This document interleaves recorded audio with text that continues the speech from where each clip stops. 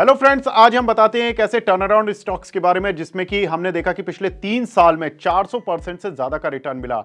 Stock का नाम है जम्मू एंड कश्मीर बैंक। इसकी स्टोरी किस तरह से अनफोल्ड हुई है वो बताते हैं।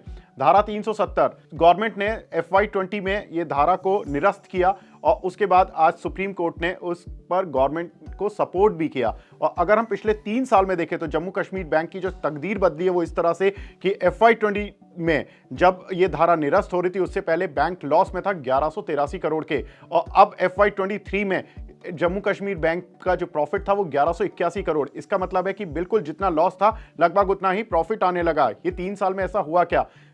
टूरिस्ट जाने लगे जम्मू कश्मीर में, लोगों को डर खत्म हुआ और उसके बाद वहां पर लगातार इन्वेस्टमेंट बढ़ता गया, वहां के बिजनेसमैन ज्यादा पैसा कमाने लगे, बिजनेस बढ़ा तो बैंक को सीधा तौर पर फायदा होने लगा। और अगर हम देखें जम्मू कश्मीर बैंक को ही सबसे ज्यादा फायदा क्यों हो रहा है, बाकी बैंक्स को क्यों नहीं हो रहा? क्योंकि जम्मू कश्मीर बैंक का सबसे बड़ा पोर्टफोलियो जम्मू कश्मीर में ही है। बाकी बैंक्स का एक छोटा पोर्टफोलियो जम्मू कश्मीर बैंक में, जिसकी वजह से उन पर उतना इंपैक्ट नहीं है जितना कि सबसे सीधा फायदा जम्मू कश्मीर बैंक को है।